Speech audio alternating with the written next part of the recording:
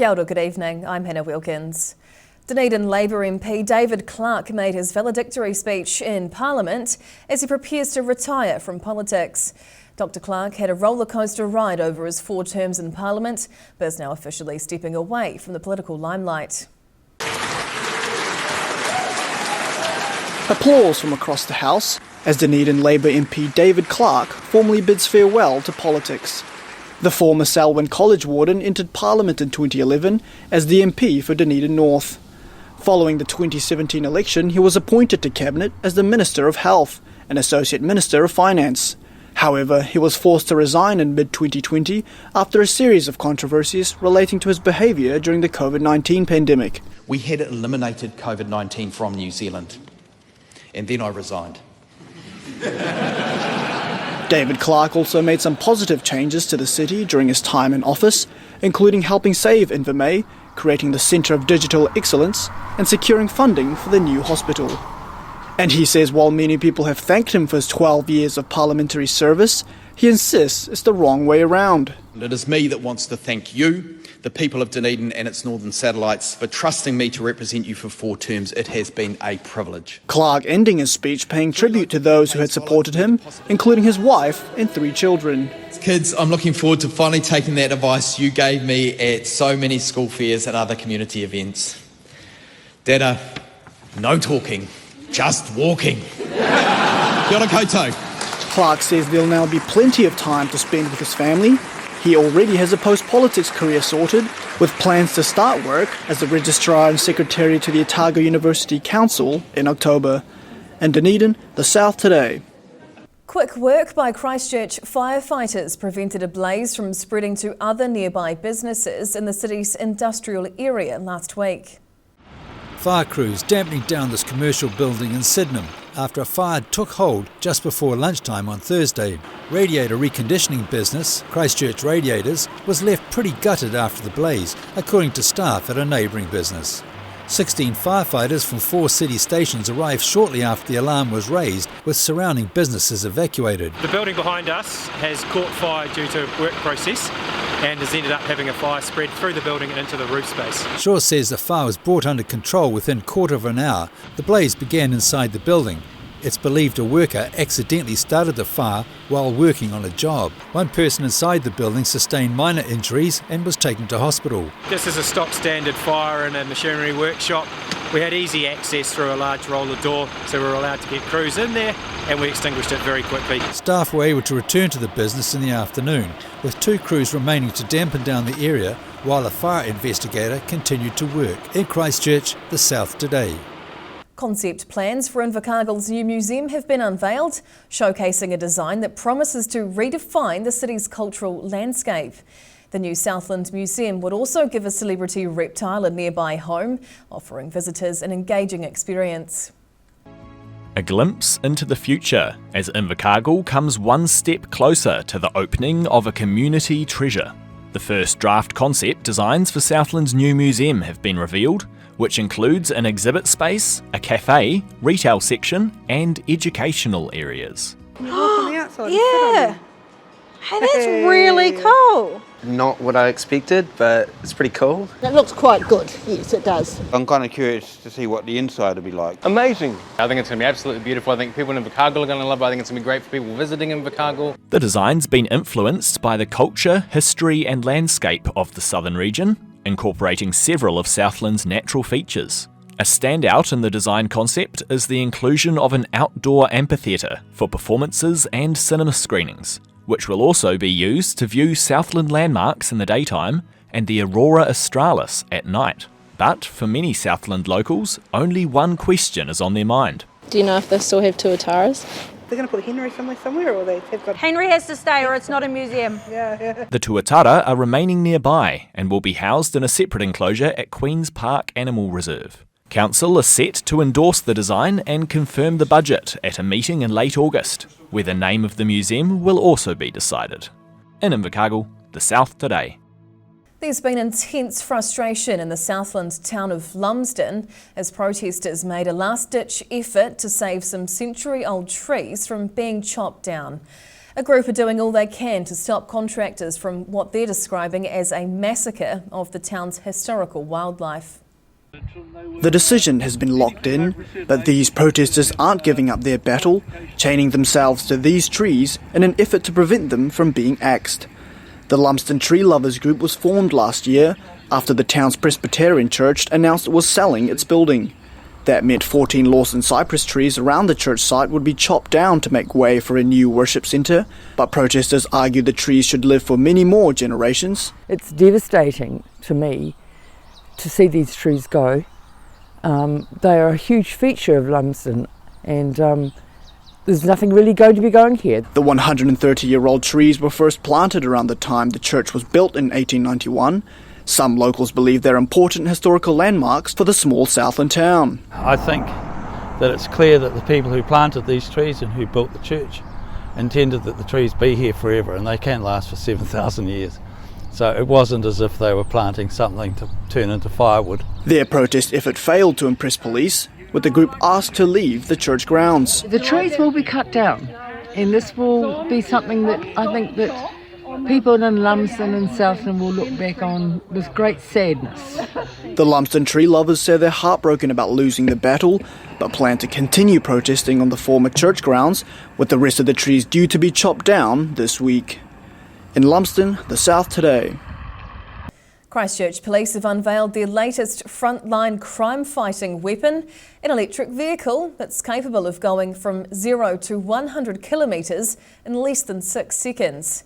The fully electric BMW is one of 5 that police will be testing around the country, including in Dunedin. This fully electric police car all powered up and patrolling Canterbury roads. Police have unveiled their latest test BMW i4 EV, one of 5 being deployed across New Zealand. It's part of a national 6-month trial to assess the suitability of the electric vehicles for use 24/7 over a variety of terrains. But initially the new police EVs will be used for road policing. It's a very stable, capable vehicle. It's quick, it's quiet, and I think it's quite well suited to our role that we do. The $1.7 million EV project was launched by police bosses in June as part of a wider project to electrify the fleet. Retail pricing for the BMW i4 in New Zealand normally starts at $110,000. New Zealand police say the model was chosen for the trial because it most closely matches their heavy use operational requirements. The BMW i4 can be fully charged in 2 hours and can reach 100 km per hour in 5.7 seconds. This particular vehicle has quite a good range. We're experiencing it's round about the 400k mark at the moment, and we're certainly putting it through its paces. If the nationwide trial proves successful, police say they'll consider converting other parts of their fleet to being fully electric. In Christchurch, the South Today. Whai Akane, still to come on Southern Newsweek. Fish and chip prices could become more expensive as an Invercargill outlet warns about a potato shortage. And an iconic bright pink and delicious looking statue in Canterbury is in need of a freshen up.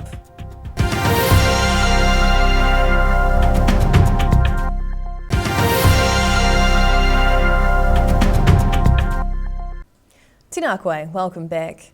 Friday night fish and chips is a staple of the average Kiwi diet, but that could now be under threat. One Southland takeaway owner has been warned it's just a matter of weeks before her supplier runs out of frozen fries, causing panic for their future. Turning up the heat on the humble potato chip, as shortages are warned to be just around the corner. The owner of Bluff's Galley Takeaways, Diane Williamson, has been told she has just 4 weeks before her supplier runs out of frozen fries. This comes off the back of chip prices skyrocketing recently, leaving the Southland chippy upset with the sudden scarcity. Pretty disheartening, but it's not just isolated to myself. I think of all business owners, that in the hospitality industry will be all feeling it. However, Potatoes New Zealand maintain this year has seen a record crop in the South Island, believing the warnings may be market forces at play or just a localised wholesaler issue. A chippy in Dunedin says the warnings aren't uncommon, recalling at least 4 in the last year, none of which came true. Williamson says she's always tried to source local, but the recent uncertainty has her now looking overseas. It's just something we just have to absorb and keep smiling, and hopefully these summer days will, come on through, and, summer will be here and the tourists will come. Fish and chips are an important weekend tradition for a number of Kiwis, with many hoping the shortage is just another scare and the chips can just keep on coming. In Bluff, the South Today. A giant sculpture inspired by a world-famous TV show is costing ratepayers in the Selwyn district of Canterbury many thousands of dollars. The small town of Springfield boasts a donut sculpture on the main road, paying homage to the animated sitcom The Simpsons, but the quirky landmark is in need of some urgent TLC. The Springfield donut is world famous in New Zealand. First erected in 2007 by 20th Century Fox to celebrate the release of the Simpsons movie, the Springfield donut was one of many created around the world. The movie studio chose to donate the large donut sculpture to Springfield because the Canterbury town shares the same name as the fictional town of the Simpson family. The fiberglass donut helped put Springfield on the map, but the original model was destroyed by arsonists in 2009. And I said, OK, but we'll make one of concrete and steel so that it can't be burnt down and it can become a feature of the township. Woods finally solved the problem with some good old Kiwi ingenuity. The new donut installed in 2012 proving a hit with locals and visitors to the area.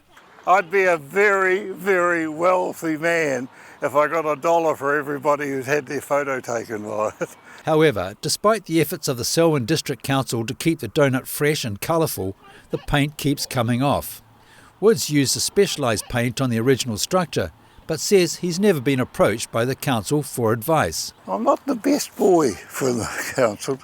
I was a bit of a thorn, and I still am a thorn on their sides because I still think that they do things wrong. The 6-tonne landmark remains a popular photo opportunity, but its future now hangs in the balance of a coat of paint. In Selwyn, the South Today. Skateboarding and Dunedin's wet weather isn't exactly a good mix. So what if there was a way to practice tricks without getting soaked? Well, one local businessman, he can't tell a kickflip from a half pipe, but he's taking the plunge on a community project in an effort to keep skaters dry. Carving up the concrete outside in the hope of one day carving up the wood indoors. Dunedin has a new community project in the pipeline with plans for an indoor skate park to provide shelter and more obstacles for skaters getting underway. Business South customer navigator Danny Healy says he's never been much of a skater, but decided to take on the new endeavour after talking to his skate enthusiast nephew. I was having a chat with my nephew Lewis, and he mentioned he was interested in setting up an indoor skate park, and I thought that's a great idea. He believes Dunedin's current skate parks are good but limited facilities, with the city's unpredictable weather often leaving skaters out in the rain. And then we have a very large skateboarding population in comparison to a lot of other cities, and I sort of just got the idea from skating with my mates, and you'd set plans and the next minute you got to cancel just because of the weather here. Yeah. The indoor skate park is still in the community building phase, with Healy keen to work with Sport Otago, Pavement and the Dunedin City Council to roll out this new project. In Dunedin, the South Today. 3-time world motocross champion Courtney Duncan had a tougher ride last week as she aims for a 4th title in this year's series. Otago rider Courtney Duncan was competing in the 5th round of the Women's Motocross Championships in Netherlands over the weekend. The 27-year-old had a frustrating few races on the dirt track, battling the world's most dominant female motocross riders. Duncan finished 4th in the first race before improving to 3rd on the second day. The Netherlands' Lot van Drunen winning both sprints on Saturday and Sunday. However, those results were still enough to keep Duncan ahead of the pack of this year's Women's Motocross Series. Duncan continues to lead though, with a round to go. Next stop, Turkey, 2 weeks' time. The 6th and final round of the WMX Championship Series is due to be held in Turkey in early September. In Arnhem, the South Today. Everyone and their dogs were rugged up at Coronet Peak last weekend, competing against each other and the weather as their furry friends raced down the mountain. The annual Torpedo 7 Dog Derby was full of tail-wagging excitement, with barking mad contestants braving a wintry blast for the first time in years. Poochers and their owners making a beeline down the slopes as the 49th annual Dog Derby kicked off on Coronet Peak this weekend. Saturday's event saw over 100 dogs and their humans make their way up the Queenstown ski field and run back down as fast as they can. And for the first time in 7 years, strong winds and heavy snow added an extra challenge of low visibility to the high-paced event. We had some fairly challenging conditions, snow, wind, and it pretty much kept like that right through. But the people and their dogs were so enthusiastic. It takes you a long way, and it's so entertaining. Competitors were split across 4 categories. The town kids, men's and women's ran from the Meadows Express down the lower M1, and the country dogs ran down the Pro-Am track and finished the race by putting their training to the test with an extra challenge at the bottom of the course. Come down the hill and then send them up around a gate, and they had to go out one side and round it and back down, and that was the hard part, yeah. To finish off the day, owners and their dogs made their way to Cargo Gantley's pub in Arthur's Point for the fiercely contested dog barking competition. The poochers competed for the loudest, quietest and most unique bark, and if they couldn't make a noise, owners had to bark into the microphone for them in front of everyone. In Queenstown, the South Today. Whai Yakane, still to come on Southern Newsweek. Schools from across Southland descend on Invercargill for a week of Pasifika culture celebrations. In Queenstown, night skiers enjoyed a live orchestra performance in an unusual place.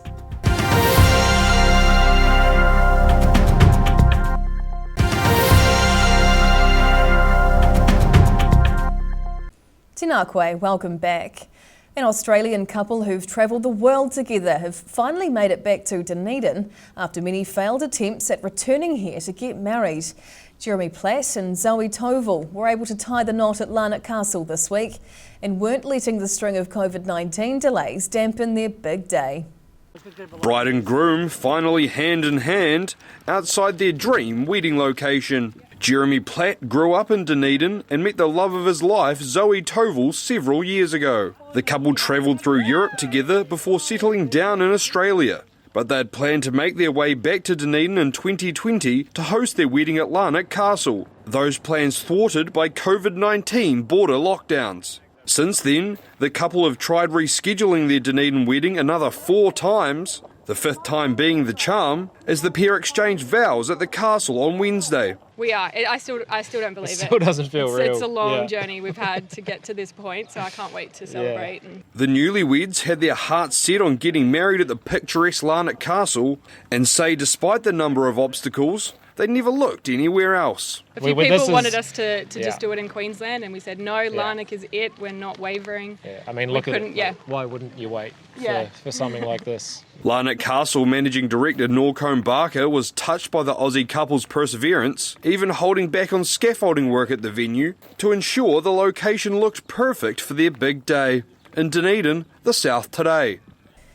This week was a big one for many school pupils in Southland, with one of the region's largest cultural festivals underway. Murihiku Polyfest has involved thousands of young people over its 14-year history. Organisers were expecting larger crowds all week. Pint-sized performers showcasing their talent as Murihiku Polyfest swings into action in the south. The 5-day event burst into life on Monday. 125 schools from right across the region are set to take part in the festival over the week, in a variety of performances celebrating Pasifika and Māori culture. The event's being hosted at ILT Stadium Southland, with organisers welcoming schools from as far south as Rakiura Stewart Island and some who've travelled from Wellington. I think one of the best things about Polyfest is that it's not a competition, and so everybody has a chance to get up on stage to learn something new about a culture they may not know a lot about, and really get to show that to the community. It's really special and it means a lot. She says it's their biggest Polyfest since COVID restricted events, with thousands of performers and almost 100 volunteers. And enjoying it all is an enthusiastic audience of family and supporters, with an estimated 40,000 people expected through the doors over the week. This is the 14th year of Polyfest in the south, and while it takes a lot of work to make it happen, organisers say it all pays off. We're always behind the scenes and it's hard to see the light at the end of the tunnel, but then once we get here at the stadium, it's just all good to go with our key leads in the building, and then we get to see the kids on stage and it's like, this is our why, this is why we do what we do. Many of the volunteers are part of Polyfest's Rangatahi program, which aims to upskill the younger generation to hopefully take over running the event in years to come, a process ensuring the future of Murihiku's cultural scene is in good hands. In Invercargill, the South Today. Queenstown night skiers took a break to dance to some tunes in the snow last weekend as part of a music event like no other held at Coronet Peak. It's the first time a live orchestra has performed on the snowy mountain, attracting a record number of people to the colourful spectacle. Skiers enjoying the sound of string instruments on their ride down the slopes, as the world's first symphony in the snow got underway on Coronet Peak. You're about to experience something pretty cool from our orchestra and some amazing musicians. Queenstown, are you ready?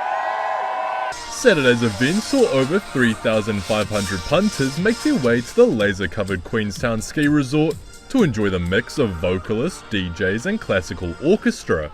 NZ Ski has also broken their own record, with the dance party being the biggest ticketed event the organisation has hosted on any of their mountains. Certainly it's the largest ticket event that's ever been done by NZ Ski on any of their mountains.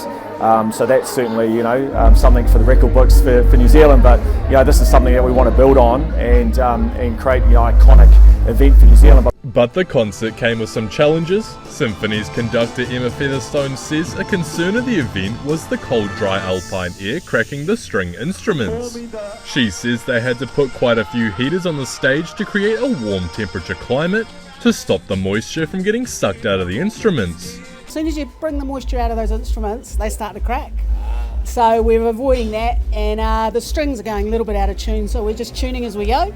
We do open string playing, and it can easily go out of tune, so we're making sure we're on the point for it. After the success of Symphony in the Snow, Duco Touring CEO Craig Cotton wants to make it an annual event for the resort town and hopes to also bring Symphony to the global stage. In Queenstown, the South Today. A group of young Southlanders are finally getting their wheels on a new ramp thanks to the help of a school initiative. The children have been on a 5-month mission to make their favourite sport a little more challenging, and now they're ready to enjoy their efforts. Tail whips and bunny hops as these pupils roll their scooters on the newly built ramp at West Gore School. Staff and pupils hosted a build-a-thon event recently, sizzling sausages to raise money towards the project as the new 6-metre long box and quarter pipe were being installed. Scooter enthusiast Kobe Swain, RJ Beale and Ashton Beale worked hard in making the plan come to life, meeting with builders and seeking advice from professional skate parks. One of the boys just commented that he's a pro now at interviews, so at the start they were quite shy about answering questions from adults, and so I've seen them develop in their confidence and their oral language skills, communication, which is awesome. West Gore Deputy Principal Rebecca Prattley is confident the pupils will be excited to perform some tricks on the new ramp. I think this will bring a lot of joy and have kids practicing their skills and developing the complexity of their jumps. The young trio played a big part in making their dream become a reality, raising around $3,600 towards the new scooter ramp at their school playground. In Gore, the South Today. That wraps up this edition of Southern Newsweek. For the latest news and videos from the Southern region, head online to odt.co.nz. And you can follow Channel 39 on YouTube and the South Today NZ on Facebook to catch our news bulletins on demand. We'll see you again next week. Mā te wā.